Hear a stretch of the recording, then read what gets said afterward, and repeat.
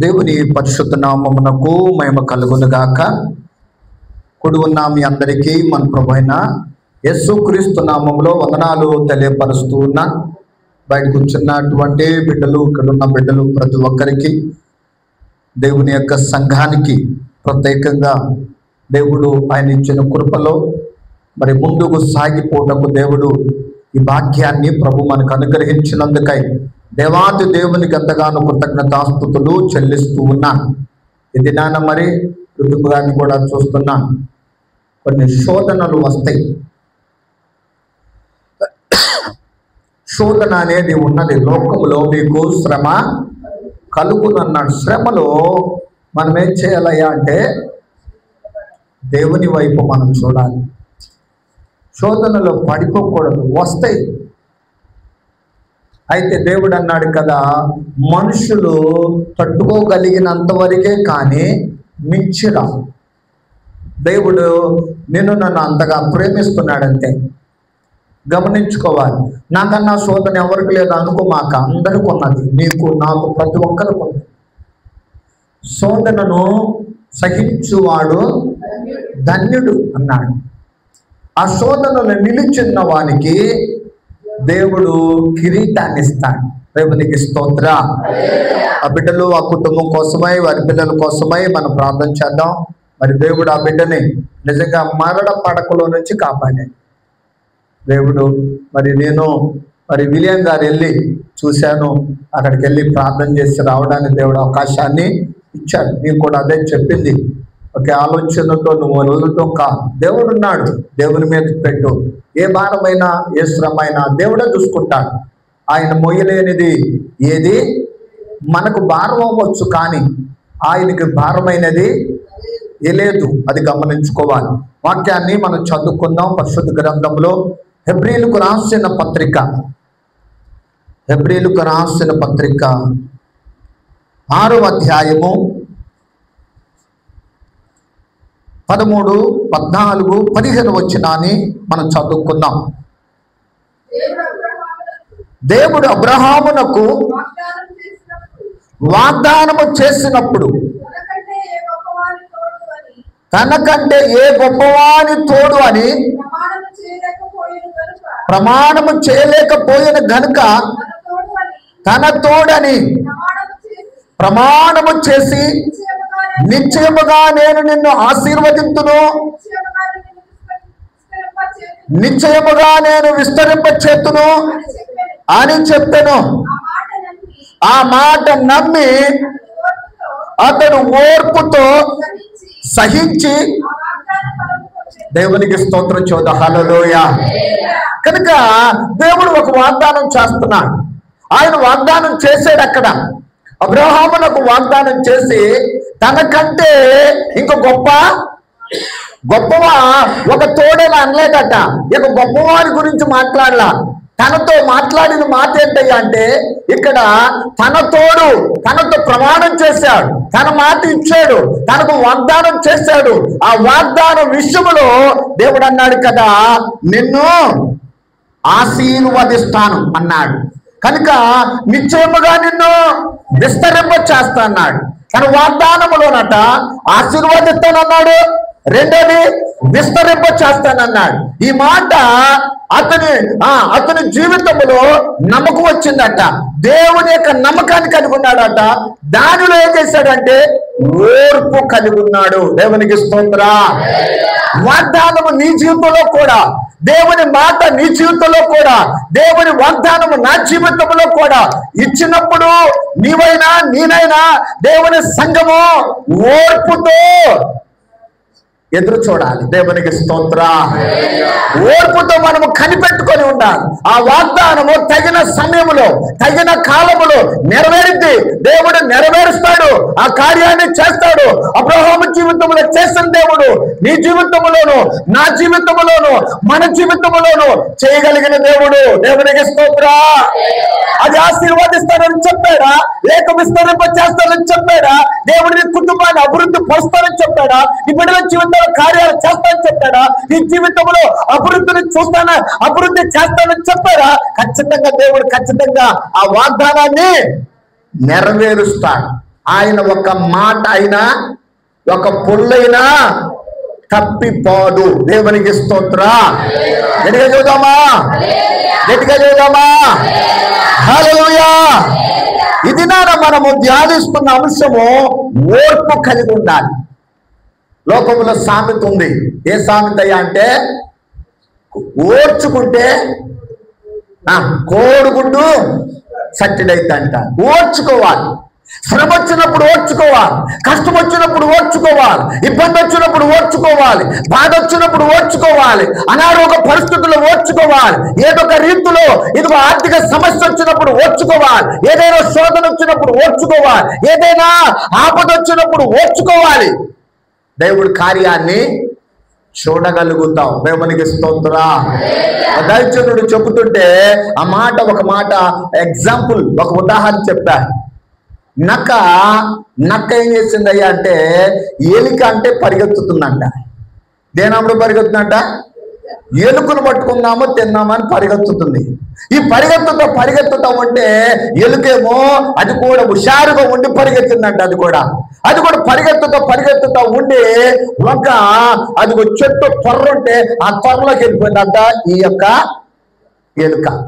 ఇది కూడా ఆకలి మీద ఉంది, ఇది కూడా బాగా అదిగో తినాలని ఆ పరిస్థితులలో వెంటనే లోపలికి ఆ యొక్క చెట్టు యొక్క త్వరలోకి ఇది కూడా వెళ్ళిపోయిందంట. వెళ్ళిపోయేసరికి అక్కడ దీనితో పాటు చాలా ఎలుకలు ఉన్నాయంట. దాంతో పాటు చాలా ఎలుకలు ఉన్నాయంట. అయితే అబ్బాయి ఇక ఆలస్యము ఇది చేయడానికి లేదు అనుకొని చక్క 1, 2, 3, 4 అన్ని తినేసింది. ఎన్ని ఉన్నాయో అన్ని తినేసినాయి. ఇప్పుడు బయటికి రావాలి. ఇప్పుడు ఏం చేయాలి? బయటికి రావాలి. తినేటప్పుడేమో చక్క తినేసింది. ఆ తినేసరికి అప్పుడేమో పొట్టేమో లోపలగా ఉంది. ఇప్పుడు తిన్న తర్వాత ఏమో పొట్టేమో పెద్దదైపోయింది. ఇప్పుడు త్వరేమో ఆ చెట్టు త్వరేమో చిన్నదైపోయింది. తిన్న బయటకు వద్దావా? రాలేదు. లోపల ఉన్నావా? ఉండలేదు. ఇరుకున పడిపోయింది. కొన్ని పరిస్థితులు కూడా అంతే, మానవుని జీవితాలు అంతే. ఏదో మనము తొందరపడి ఏదో చేద్దామనుకుంటే నష్టం వస్తుంది, అది ప్రాణాపాయం వస్తుంది, అదొక శోధన వస్తుంది. తెలియదు నీకు ఏ నష్టం ఎక్కడ దాగి ఉందో, ఏ ఆపద ఎక్కడ దాగి ఉందో, ఏ కష్టం ఎక్కడ దాగి ఉందో, ఏ శోధన ఎక్కడ దాగి ఉందో అది తెలియదు. ప్రభు పాదాలు పట్టుకొని అడిగితే నీకు కావలసింది ఇవ్వగలడు ఆయన. నిన్ను పోషించే దేవుడున్నాడు, నిన్ను ఆదరించే దేవుడున్నాడు, నిన్ను ఆదుకునే దేవుడున్నాడు, నిన్ను పరామర్శించే దేవుడున్నాడు, నీకు స్వస్థత ఇచ్చే దేవుడున్నాడు, నీకు కావలసిన ప్రతి అవసరత ఇచ్చే దేవుడున్నాడు. ఏదో ఒక టాబ్లెట్లని ఇంటి ముందు ఆమె దగ్గర తీసుకొని వేసుకుందంట ఒక ఆమె. అంటే ఇంక బాగాపోతే నిద్ర పడతలేదంటే ఆమెకి ఒక బలహీనత ఉండి ఆమెకి ఆ టాబ్లెట్లు వాడుకుంటుంది. ఇది కూడా అదేనేమో అని వేసుకుంటే ఎంత దాకా వెళ్ళిందయ్యా అంటే 2 రోజులు కోమాలకు వెళ్ళిందంట. అసలు చెప్పేటప్పుడు ఇంకెట్టుంది, ఇక నేను చచ్చిపోయేదాన్నయ్యా లేకపోతే ఏమైపోయేదాన్నో అనుకుంది. కారణం ఏంటో తెలుసా? ఆ టాబ్లెట్ వేళ నువ్వు తొందరపడి చేసుకుంటే ప్రాణానికే ముప్పు వస్తుంది. అదొక సమస్యకు టాబ్లెట్, ఇది సమస్య ఇంకో టాబ్లెట్. దీన్ని వాడితే రియాక్షన్ వచ్చేసింది అంతే. అంత మార్పు వచ్చి శరీరములో సెట్ అవుతాం. ఈ రోజు దేవుని బిడ్డలారా, మన జీవితాల్లో కూడా ఇక్కడ తొందరపడతాం కాదు, ఓర్పు అవసరము. ప్రతి విషయంలో ఓర్చుకోవాలి. దేవుడు ఇల్లు కట్టాలని చెప్పి ఉన్నప్పుడు, ఇదిగో వివాహం చేస్తానన్నప్పుడు, ఉద్యోగం ఇస్తానన్నప్పుడు, ఆరోగ్య విషయాలలో అదిగో ఆయన ఆరోగ్య విషయములలో నువ్వు ప్రార్థన చేస్తూ ఉండగా ఇంకా ఆలస్యం చేస్తూ ఉండొచ్చు. రీతిలో ఓర్పును కలిగి ఉండు, ఫలితమును 100% నువ్వు చూడగలుగుతావు. దేవుడికి స్తోత్ర. హల్లెలూయా. దేవుడు దాటి వెళ్ళే దేవుడు కానే కాదు. ఎంత గొప్ప దేవుడు. ఇక్కడ ఓర్పు విషయములో ఇక్కడ 5 విషయాలు మనము ధ్యానం చేసుకుందాం. పరిశుద్ధ గ్రంథములు అంటాడు కదా, లూకా సువార్త 21వ అధ్యాయము 19వ వచనాన్ని మనం చదువుకుందాం. లూకా సువార్తలో 21వ అధ్యాయం 19వ వాక్యము. మీరు మీ ఓర్పు చేత. అబ్బా, దేవునికి స్తోత్రం యోధ, హల్లెలూయా. మన ప్రాణం అంట, ఓర్పు చేత మీరు మీ ప్రాణములను దక్కించుకుంటారు. దేవుని బిడ్డలారా, ఈ రాత్రి దేవుని యొక్క వాక్యాన్ని మనం చూస్తే మన ప్రాణములు అన్నాయి. ఈరోజు వార్తల్లో మనం చూస్తే ఈరోజు రాత్రి అంటే 24 రాత్రి 2:30 గంటలకి కర్నూలులో బస్సు కాలిపోయింది. 44 మంది సీటింగ్. అది చాలా హైదరాబాద్ నుండి బెంగళూరు ప్రతిరోజు ప్రయాణం చేస్తున్నటువంటిది. వాళ్ళ జర్నీ ఎక్కడికయ్యా అంటే హైదరాబాద్ నుండి బెంగళూరు. అక్కడ జాబ్కి వెళ్ళేటువంటి వాళ్ళు ఉన్నారు, ఇంజనీర్లు ఉన్నారు. అక్కడ రకరకాల ఇదిగోమన్న దీపావళికి వచ్చి ఇంటి దగ్గర ఉండి కుటుంబాలలో ఉండి ఆనందముగా సంతోషముగా ఉండి వారు గడిపి తిరిగి వెళ్తున్నటువంటి తరుణం అది, తిరిగి వెళ్తున్నటువంటి సందర్భం అది. రాత్రి 2:30 గంటలకి కర్నూలు దగ్గర ఒక చిన్న ప్రాంతంలో అదిగో మరి బ్లాస్ట్ అయిపోయింది, అగ్నితో కాలిపోయింది. అగ్నితో కాలిపోయింది. ఒక బైక్ ఉన్నటువంటి పిల్లాడు, ఒక బైక్ మీద వెళ్తున్న ఆ యొక్క కుర్రోడు ముందెళ్తున్నాడు. ఈ బస్సు అదిగో వెనకెళ్తుంది. ఎంత స్పీడ్ లో వెళ్ళాడో తెలియదు, కానీ దానిని డాష్ కొట్టగానే, ఆ పిల్లోడు కొట్టగానే ఆ బైకు అదిగో ఆ కొట్టినటువంటి వ్యక్తి అదిగో పక్కకి వెళ్ళి పడిపోయాడు, స్పాట్ లో డెడ్. ఈ బైక్ వచ్చేసి ఇదిగో మరి బస్సు కిందకి వెళ్ళిపోయింది. ఈ బస్సు కింద దాదాపుగా కొంత దూరం అలాగా వెళ్ళిపోయిందట. బ్రేకులు ఏమాత్రం పడకుండా వెళ్ళిపోతా ఉన్న తరుణములు అదిగో ఫైర్ అయిపోయింది. ఇక్కడ ఎదుగో మరి ఐరన్ కనుక ఈ బైక్ ఐరన్ తో ఇదిగో ఇనుముతో ఫైర్ అయిపోయి అది కాలిపోయింది, బస్సు కాలిపోయింది. అందరూ 2:30 గంటలకి నిద్రలో ఉన్నారు. వారిలో 10 మంది బయటికి, కొంతమంది బయటికి ఒక వ్యక్తి రక్షించాడంట, బయటికి తీసుకొచ్చాడు. ఇంకా కొంతమంది బయటకు అట్లా వచ్చారు. 44 మందిలో 20 మంది సజీవ దహనం అయిపోయారు. నెల్లూరు గ్రామంలో, నెల్లూరు ప్రాంతంలో ఒక కుటుంబము అదిగో 4 బిడ్డలు సజీవ దహనం అయిపోయారు.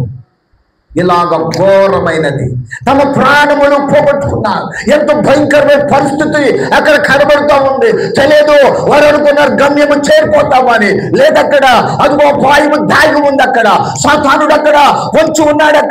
అక్కడ ఒక పాయం ఉన్నది, మరణ పాయం ఉన్నది. ఈ దినాన మనం చూస్తే ఇదిగో 10 నెలల జీవితంలో దేవుడు ఎంతగానో ఆయన ఇదిగో మరి 9 నెలలు కాపాడి ఈ 10వ నెలలో 25వ తారీఖు వరకు కంటికి రెప్పలా కాపాడుతున్నాడు. వారికంటే యోగ్యులు మరి కాదు, కానీ వారికంటే బలవంతులు కాదు, కానీ వారికంటే అంత సంఘాలు కాదు, కానీ కేవలము దేవుని కృప. దేవునికి స్తోత్రం. ఆయన కాపాడుతున్నాడు. నీ ఓర్పు చేత నీ ప్రాణములను కాపాడుకుంటావు. నీ ఓర్పు చేత నీ కుటుంబాన్ని ప్రాణములను కాపాడుకునే స్థితి ఉంది. ఎంత భయంకరమైన పరిస్థితులు దేశంలో కనబడుతున్నాయి తెలుసా? ఇంతలో కనబడి అంతలో ఆవిరి బట్టి జీవితాలు కనబడుతూ ఉన్నాయి. ఎంతో మంది చనిపోతా ఉన్నారు. ఎంతో మంది యాక్సిడెంట్ల వల్ల, ఎంతో మంది హార్ట్ అటాక్ల వల్ల, ఎంతో మంది భయంకర మరణాలు కనబడతా ఉన్నాయి. కనుక మనము దేవుని మాట వినకపోతే నష్టపోతాం. దేవునికి స్తోత్రం. మన ప్రాణములు సకల మార్గములు దేవుని వశములో ఉన్నాయి. తొందరపడద్దు. కీర్తనాకారుడు అంటాడు, నా ప్రాణమా నీవేలా తొందరపడుతున్నావు? దేవుని యందు నిరీక్షణ. తన ప్రాణము తొందరపడుతుంటే దేవుడి వైపు చూశాడు. ఎవరి వైపు చూస్తున్నావు? ఇదిగో నీ ప్రాణము తొందరపడతా ఉంటే ఆ లోకం వైపు పరిగెత్తుతున్నావా? ఆ లోకాశల వైపు పరిగెత్తుతున్నావా? ఆశల వైపు పరిగెత్తుతున్నావా? ఆ కోరికల వైపు పరిగెత్తుతున్నావా? ఈ లోక పరిస్థితుల్లో పరిగెత్తుతున్నావా? అపాయము దాగి ఉంది. దానిని తప్పించడానికి ఎవరు లేరు. ఇది నాన్న మనము దేవుని యొక్క ప్రేమ చొప్పున ఇది నాన్న అంటున్నాడు, నీ ఓర్పు చేత నీ ప్రాణములను దక్కించుకుంటాం. దేవునికి స్తోత్రం. రెండోది మనం చదువుకుంటే ఇక్కడ రోమపత్రికలో 12వ అధ్యాయము 12వ వచనాన్ని మనం చదువుకుందాం. రోమపత్రిక 12వ అధ్యాయము 12వ వాక్యము. నిరీక్షణ గలవారై సంతోషించుచు శ్రమయందు ఓర్పు గలవారై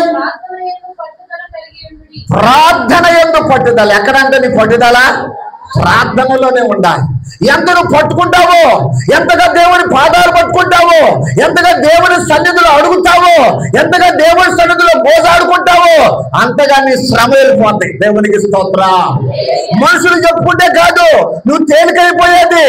ఎందుకో దేవుని చెప్పుకుంటే నీ బరువైనటువంటి హృదయమో తేలికైపోయింది. నీ గుండె బరువు అంతా కూడా దిగిపోతుంది. ఎందుకంటే తెలుసా, ఆయన శ్రమ నుండి విడిపిస్తాడు, నీ కష్టముల నుండి విడిపిస్తాడు, నీ బాధల నుండి విడిపిస్తాడు, నీ ఇబ్బందుల నుండి విడిపిస్తాడు, నీకున్న అవసరతలు తీరుస్తాడు, నీకున్న అక్కడలు తీరుస్తాడు. శ్రమ యందు ఏం చేయాలట? ప్రార్థనలో పట్టుదల కలిగి ఉండాలి. ప్రార్థన పట్టుదల. నేను వాక్యం వింటా ఉండగా దైవజనుడు చెప్పుచున్న మాట, ఒక ఆమె వెళ్తా ఉంటే ఒక పెద్ద తోటను చూసిందంట, ద్రాక్ష తోట. ఆ ద్రాక్ష తోట చూస్తే చాలా కాయలు ఉన్నాయి అక్కడ. యజమాని దగ్గరికి వెళ్ళేది ఆమె, అయ్యా నాకు కొంచెం ద్రాక్షాలు ఇస్తావా? ఎంతగానో ఆశపడుతున్నానయ్యా, ద్రాక్షాలు ఇస్తావా అని అడిగిందంట. అని అంటే ఏది నీ దగ్గర ఏమైనా ఉందా అంటే బుట్ట తీసుకున్నా. బుట్ట ఉందయ్యా అన్నట్టు. ఆ బుట్ట తీసుకొని ఆయన లోపలికి వెళ్ళాడు. వెళ్ళేసరికి గంట సేపు వెయిట్ చేసింది, ఇంకా రాలా. 2 గంటలు వెయిట్ చేసింది, ఇంకా రాలా. 3 గంటలు వెయిట్ చేసింది, ఇక రాలా. ఇప్పుడు ఏములో సనుగుడు వచ్చింది. ఏమంటుంది? అసలుకే చాలా పాసోడు అన్నది అడకడక వాడిని అడిగా. నేను అట్ట పోయినా పోకుండా నేను 3 గంటలు వ్యర్థం చేసుకున్నా. 3 గంటలు ఇక్కడ నిలబడి ఉన్నా. వత్తాడని చూసి ఈ కళ్ళు కాయలైపోయినాయి, రాలేదు. ఎంత దుర్మార్గుడో చూసావా, ఎంత దుష్టుడో చూసావా అని నోటుకు వచ్చింది అనుకుంటా ఉండి తోటంగా చూస్తా, ఇంకా వస్తాడని చూస్తా ఉంది. అని ఉండగా అలాగ గేటు తీసుకొని అట్ట బయటికి అట్ట వస్తా ఉంటే ఇక వెళ్ళిపోదామని వస్తుంది. ఇక రాడు ఇక వచ్చేది ఇక లేడనుకుని అత్త ఉంది అనుకుంటా వెళ్ళిపోతుంది. అప్పుడు లోపల నుంచి వస్తున్నాడు. ఆగమ్మా, 4 గంటలు వస్తున్నాడు. అమ్మా ఆగు, ఎక్కడికి వెళ్ళిపోతున్నామ్మా? అయ్యా నువ్వు రావు అని వెళ్ళిపోతున్నానయ్యా. ఎందుకు రానమ్మా? నువ్వు వెయిట్ చేయాలిగా, వస్తానని చెప్పాడు కదా, నేను లోపలికి వెళ్ళాను కదా. ఆయన దగ్గరికి వచ్చాడు. బుట్ట నిండా ద్రాక్షాలు ఉన్నాయి. ఎన్ని నిండా? బుట్ట నిండా ఉన్నాయి. ఒక ద్రాక్ష కాదు, ఒక వెరైటీ ద్రాక్ష. ఆ తోటలో రకరకాల ద్రాక్షాలు ఉన్నాయి. అది సీడ్ ఉన్నటువంటి ద్రాక్ష ఉంది, సీడ్లెస్ ద్రాక్ష ఉంది, ఇదిగో ప్రత్యేక తెల్ల ద్రాక్ష ఉంది, నల్ల ద్రాక్ష ఉంది.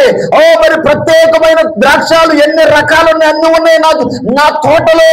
కానీ ఒక్కొక్క గెలను ఒక్కొక్క దానిని కోసుకుంటూ వచ్చేసరికి 3 గంటలు పట్టిందమ్మా. 4 గంటల్లో నువ్వు వచ్చేసరికి నువ్వు వెళ్ళిపోతున్నావు. నీకేమిద్దాం అనుకున్నాను? నా తోటలో ఉన్న ప్రతిదీ నీకు ఇద్దాం అనుకున్నా, కానీ నువ్వు మాత్రము ఆగలేదు. నువ్వు నన్ను దుర్మార్గుడు అనుకుంటున్నావు, నేను మోసం చేసేవాడు అనుకుంటున్నావు, నేను మర్చిపోయాను అనుకుంటున్నావు. కాదు, నీకేమో అన్ని ఇద్దాం అనుకుంటున్నాను అంటాడు ఆయన. దేవునికి స్తోత్రం చెబుతా. హల్లెలూయా. ఆ ప్లేస్ లో దేవుడు కూడా అంతే, నీ కోసం ఆలస్యమవుతుందంటే ఏ రకమైన ఫలబడిగావో అంటే ఫలాలు శ్రేష్టమైనవి, ఏ రకమైన వాగ్దానమో ఆయన చేశాడో ఆ రకమైన శ్రేష్టమైనవి, ఆ రకమైన ఆయన దగ్గర మంచివి, ఆ రకమైనవి ఉన్నతమైనవి దేవుడు చేయాలని ఆలోచన కలిగి ఉండి ఆలస్యం చేస్తుంటే నీవేమో ఆలస్యం చేస్తున్నాడు ఆయన. ఆలోచన చేస్తున్నాడు. నాకు ఇవ్వటం లేదు అనుకుంటావు నువ్వు. లేదు లేదు, ఎన్ని రకాల ఫలాలు కావాలి అన్ని రకాల ఫలాలు ప్రభు దగ్గర ఉన్నాయి. దేవునికి స్తోత్రం. ఆయన ఇస్తాడు నీకు, ఆయన సమస్తమును సమకూరుస్తాడు. ఆయన నిన్ను ప్రేమిస్తూ ఉన్నాడు. ఆయన నీ కోసము కల్వరి సిలువలో ప్రాణం పెట్టాడు. ఆయన నీ కోసము రక్తము ఖర్చాడు. ఆయన నీ కోసం 3 మేకల మీద వేలాడి ఉన్నాడు. నిందలు అనుభవించాడా, ఆయన ఉమ్ము వేయబడ్డాడా, ఆయన దూషించబడ్డాడా, ఆయన రక్తమంతా ధారపోసాడా, నీ కోసం ఆయన కొరడా డబ్బులు తిన్నాడా. ఇంతకన్నా ప్రేమ ఈ లోకంలో ఎక్కడ లేదు. దేవునికి స్తోత్రం. నువ్వు ప్రార్థన చేయ దేవుని దగ్గర, మొరపెట్టు దేవుని దగ్గర, ఆయన పాదాల దగ్గర మొరపెట్టు. దేవుడు నీకు అవసరతలు తీరుస్తాడు. నీ ప్రార్థన ద్వారా నీ కుటుంబం నిలబడింది. నీ బిడ్డల జీవితాల్లో కార్యం జరిగింది. నీ బిడ్డల జీవితాల్లో అద్భుతాలు చూస్తావు. నీ బిడ్డల జీవితాల్లో గొప్ప కార్యాలు చూస్తావు. ఆగిపోయిన పనులను దేవుడు జరిగిస్తాడు. దేవునికి స్తోత్రం. ప్రార్థనలో ఏం కలిగి ఉండాలట? పట్టుదల ఉందా? పట్టుదల ఉంటే ఖచ్చితంగా కార్యాన్ని నువ్వు చూడగలుగుతావు. దేవునికి స్తోత్రం. సంఘము కూడా ఏం కలిగి ఉండాలట? పట్టుదల. ఓర్పులు ఎన్ని ఉన్నాయంట? 5. 2 చదువుకున్నాం. దానికంటే నువ్వు రేపు చేసుకున్నాం టైం అయిపోయింది కాబట్టి ప్రభు తన కృప చేత ఈ మాటలు ప్రభు మన వినికిడిలో